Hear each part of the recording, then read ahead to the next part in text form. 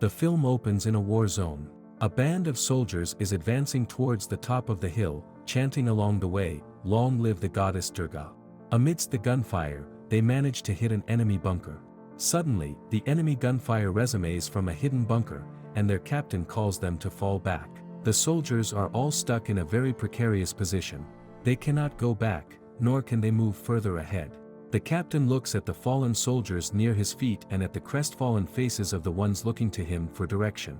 He looks at his second-in-command, who shakes his head, acknowledging no way out. In a motivating cry, he reminds them that they are almost at the end of the war, and this is the last bunker before they can reclaim Peak 4875. He steps out, in full frontal attack, and throws a hand grenade into the bunker. Flashback. A group of children is playing cricket on the street. The batsman hits a shot that hits an older boy, causing him to drop his teacup. Worried about not getting the ball back, the bowler yells at the kid who is batting, berating him for hitting the ball so far away. The batter tells him not to worry and proceeds to go get the ball back. The bowler warns him against picking a fight. Both boys are identical twins. The batter is Vikram, and the bowler is Vishal. Vikram requests the older boy to return the ball. The latter asks him to get on all fours and beg, but Vikram refuses, and they get into an altercation. Vikram manages to get the ball and both the brothers make a run for it. A man starts speaking. Talking about Vikram, he says he was never afraid to stand up for himself, even against their father. Vikram and Vishal are at home. Their father is scolding Vikram, who tells him stubbornly that he will not let anyone take away what he considers rightfully his. His father warns him that if he continues on the same path, he will end up becoming a goon. Vikram tells him he already has a plan for his future. Back in the present, the man continues speaking. He is in an auditorium, and the banner behind him reads, "My brother. My pride." The man refers to the late 80s television show called Param Veer Chakra. He explains that growing up, they didn't have a TV at home, and so used to go to their neighbor's house to watch the show. In flashback, we are shown Vikram and Vishal at their neighbor's window, watching TV. Vikram tells Vishal that he wants to become a soldier in the Indian Army. Back to the present, the speaker is revealed to be Vishal. He shows clippings of his and Vikram's childhood days, and says Vikram wore the Indian Army uniform for every small or big social function they ever attended. Unlike the regular young people who dreamt of earning money and getting good jobs, Vikram only ever had one dream, passion, and interest: joining the Indian Army and protecting the nation at any cost. Vishal recalls that Vikram trained at the IMA for 2 years, where he earned 2 stars, symbolizing his rank on his army uniform, by the age of 21. By 23, he was able to achieve the rank of lieutenant and was posted with the 13 Rifles Regiment, in JNK. 1998, Jammu Kashmir. Vikram arrives in JNK. He is met by Captain Rajiv Kapoor, adjutant of 13 JNK Rifles, and Naib Subedar Bansi Lal. They welcome him to the fold. Rajiv explains to Vikram about their camp. He tells him it used to be a school before the JKLF terrorists pushed everyone out. He informs him that he has been allotted the Delta Company. He also introduces him to the other people on base, their commanding officer, Major Mukherjee, Subedar Raghunath Singh, Lieutenant Sanjeev Jangval, and Major Ajay Singh Jasrosha. He explains their most important task is to keep an eye on terrorist activities and neutralize active militants, based on the tip-offs they receive from their informants. He asks him to be prepared to leave at a moment's notice. At the camp, Vikram carries out his tasks with diligence and trains hard along with the others. A month later, the 13 Rifles are stationed at the market, keeping an eye on the locals. Sanjeev is leading the charge. While the others are standing in attendance at the check post, Vikram is mingling among the crowd, greeting people and enjoying kawa at the local tea stall. He chats with the stall owner and asks him about the family. As the owner's son, Arsalan, serves him, Vikram asks him casually about what he has been up to. The father gives excuses on his behalf, saying that children tend to roam around in the mountains, and Vikram subtly warns him that mountains are treacherous places, and if someone slips, they may end up in Pakistan. On the way back, Sanjeev asks Vikram to be wary of the locals, as they can never be too sure. Vikram tries to engage him and tells him he is just trying to get along with the people they need to defend. Sanjeev tells him to keep a distance, from not only the locals, but also the seniors. On one occasion, Vikram and Bangsilal are chatting as they check the passing cars for hidden weapons. Vikram tells Bansi that maybe they got the info wrong, as they have been checking for hours and nothing suspicious has occurred. Bansi tells him that the tip came from Mukherjee's source and so cannot be wrong. Just then, as he is checking another civilian vehicle, a car in the queue behind it starts to take a U-turn. Vikram approaches them cautiously, but they open fire. The soldiers try to get the people out of the way and return fire. Sanjeev asks Vikram to hold back, as there are a lot of civilians around, but Vikram pays no heed to him and continues to fire at the terrorists. As the fight continues, Vikram saves Sanjeev from almost getting shot. They catch hold of one of the terrorists. After they arrest him, Sanjeev takes Vikram to task for taking such a huge risk with the civilian lives at stake and for not adhering to a direct command. He warns him to not be so impatient. Later, at the camp, the subedars are talking about Vikram's courage when Sanjeev walks in and shares a smoke with Vikram. Sanjeev reminds Vikram that breaking the command was wrong, but congratulates him for upholding the regiment's reputation. He also thanks him for saving his life. Vikram, unrepentant, tries to get more friendly with him, citing their hometowns and how they are neighbors. Sanjeev smiles reluctantly and permits him to address him casually as Jimmy, even though he is Vikram's senior by 6 months. Back in the barracks, he finds a package beside his bed and rushes to open it. Excited, he starts reading a letter sent by his girlfriend. She scolds him for not calling or writing letters and tells him she is sending him a gift. She also reminds him of the date, February 11th. As he replies to her letter, we go back to 1995, Chandigarh. Vikram is on the college campus with his friends. His current girlfriend, Dimple, is also in the same group. He has been trying to get her to notice him for about a month, but she keeps ignoring him. On February 11, 1995, she finally gives him a positive sign. Later Vikram and Sunny go to celebrate with alcohol from the army alcohol shop, but the shopkeeper will not sell it to them. Vikram makes a promise to the shopkeeper to return after becoming an officer, and until that happens, to not even touch a drop of alcohol. Sunny is taken aback at the last part of the promise and tries to convince him to take back his words.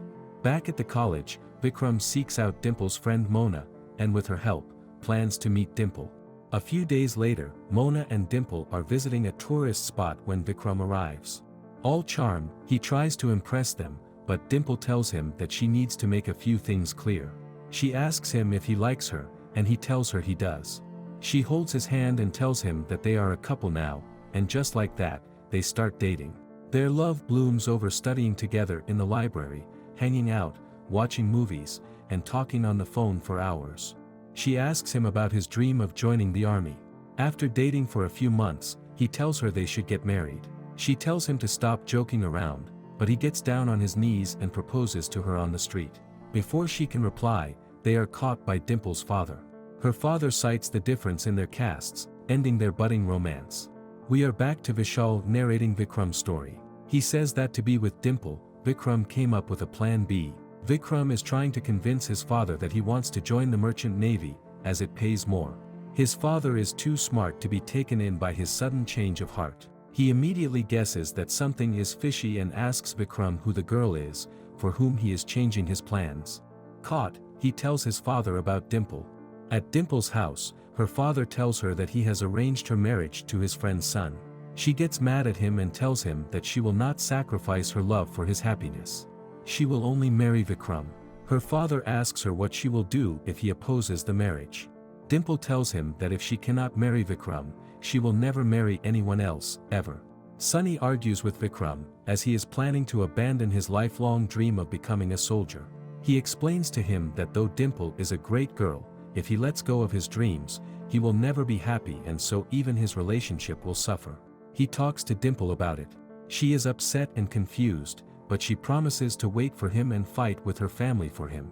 But in return, he needs to stay true to his decision. She tells him to not contact her until he has joined the army. Back to JNK, 1998. Major Ajay Singh and Mukherjee congratulate Vikram and Sanjeev and inform them that the man they have captured is Atala, a close associate of Haider, the JKLF leader. Mukherjee tells them to coerce him into giving them information. As he is about to leave, Vikram asks him about his source. Mukherjee reprimands him and tells him that one must never reveal their sources, and as a punishment, he extends his night duty. In another part of JNK, Haider executes the traitors in his company in front of his followers. The 4 men were found to be colluding with the army. Arsalan is also there, and he witnesses this. Haider commands his general to shoot 13 men of 13 JFK RIF, to avenge Atala and to cultivate fear amongst the locals, so that they do not support the army. Haider's men hang the 4 men he shot in the middle of the market. At the JFK RIF base, Major Mukherjee is reporting to his superior, Major Y.K. Joshi. Joshi tells him that out of the 4, 1 worked for the army. Mukherjee assures him that his family will be taken care of. When Vikram arrives, Mukherjee introduces him to Joshi. Joshi asks Vikram after his family.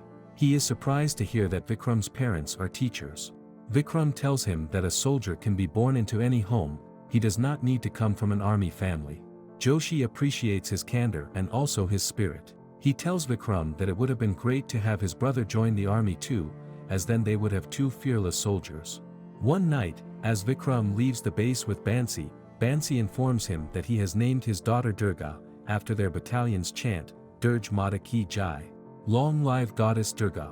He tells Vikram it would be the first time meeting his daughter when he goes home the next week. Vikram offers to open a fixed deposit account for her, as a gift. Subedar Bansi is overwhelmed, and Vikram tells him that he is like a brother to him, so he is just taking care of his niece's future.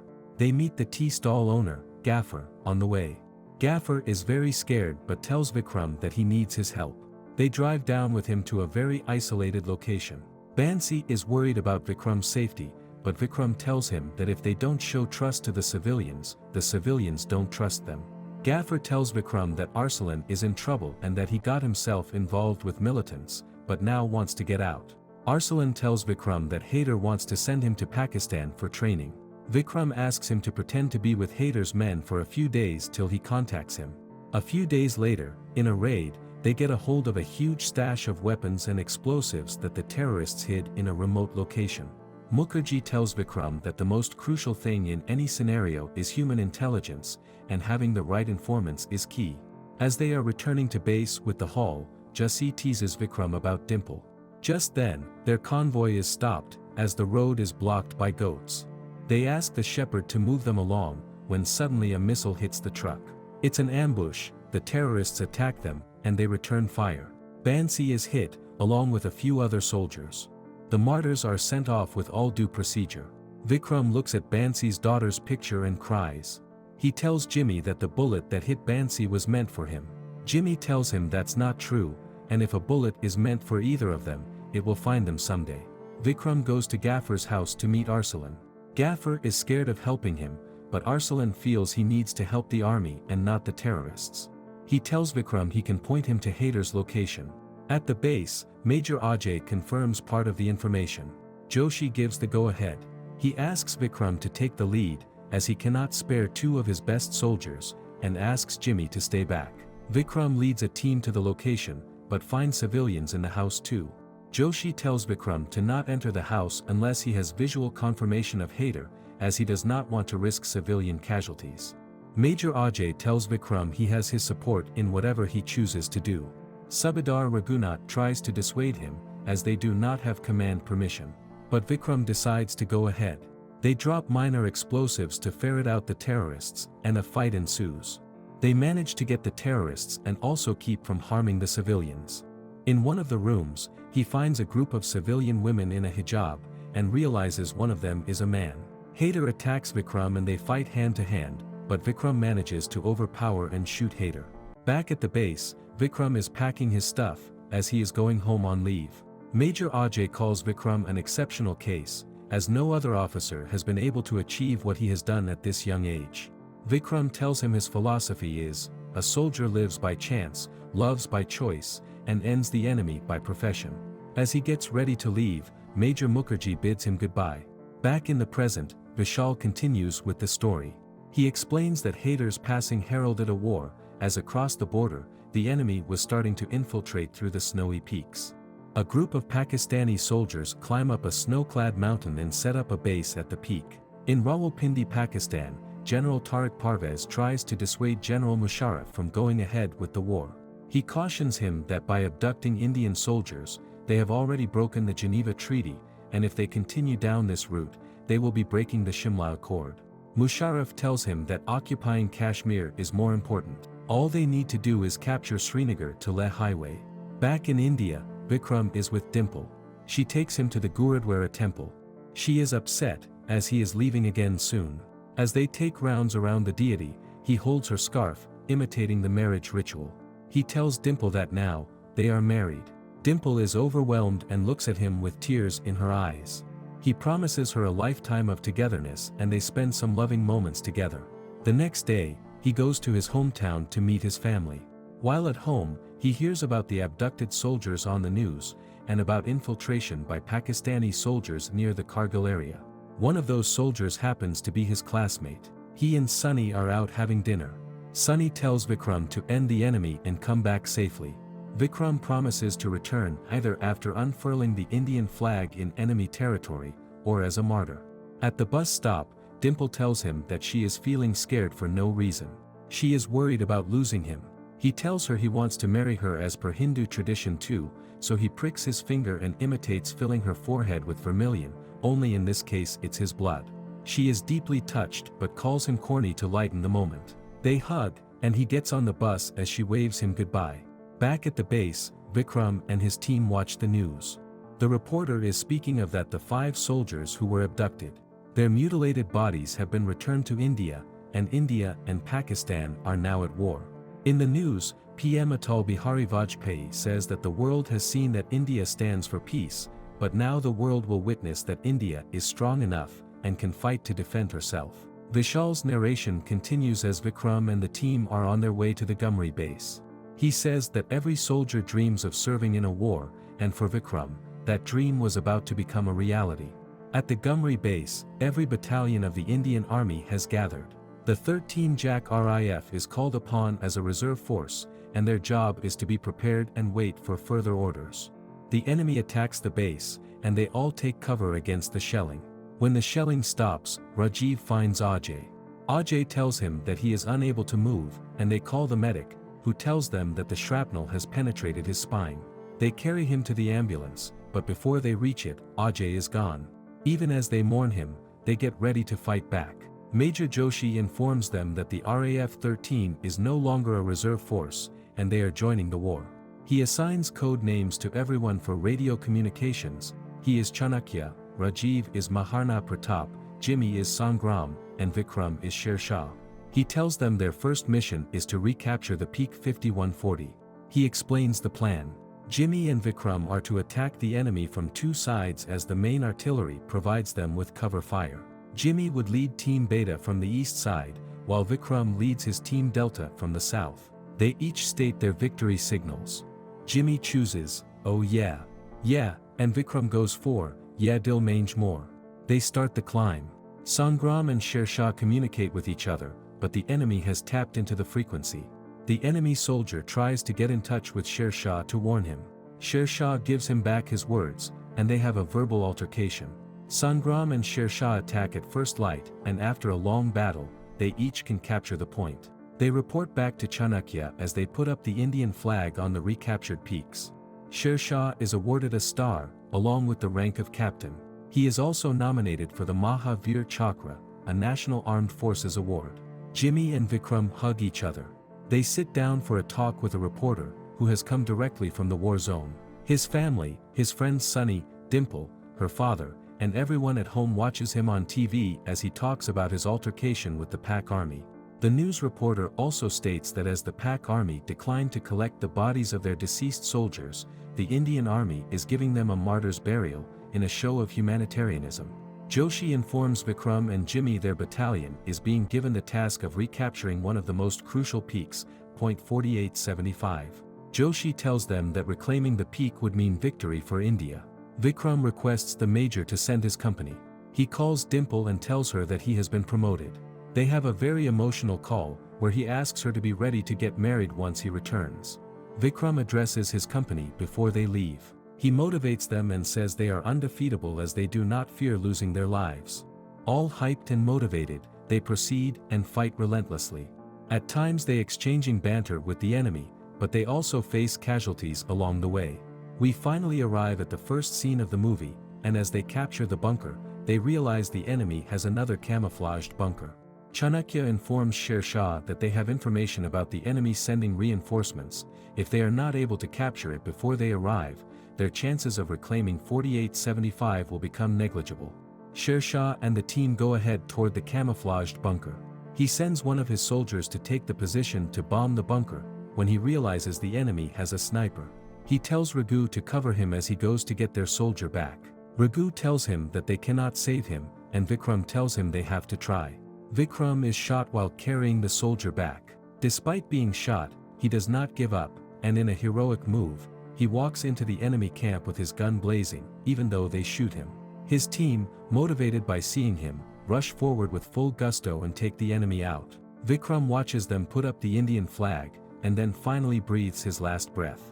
Back home, he is given a hero's funeral. Hundreds of people walk along his procession. His family walk along with the other soldiers carrying his coffin. His mother cries, holding the Indian flag in his cap, imagining him in it. Jimmy recalls their last meeting, where Vikram promises him to dance at his wedding. Dimple reaches the crematorium just as Vishal lights the pyre. She breaks down. We are back in the auditorium as Vishal finishes his speech. He says Vikram used to believe that it didn't matter how long you lived, what mattered was the kind of life you had. He says when he looks back at his brother's 25 years of life, he feels there is no greater service than the service to your country. In the epilogue, we are shown snippets from the actual interview done by the real Captain Vikram Batra, and information about how everyone else fared afterwards. They also give other historical facts about the war.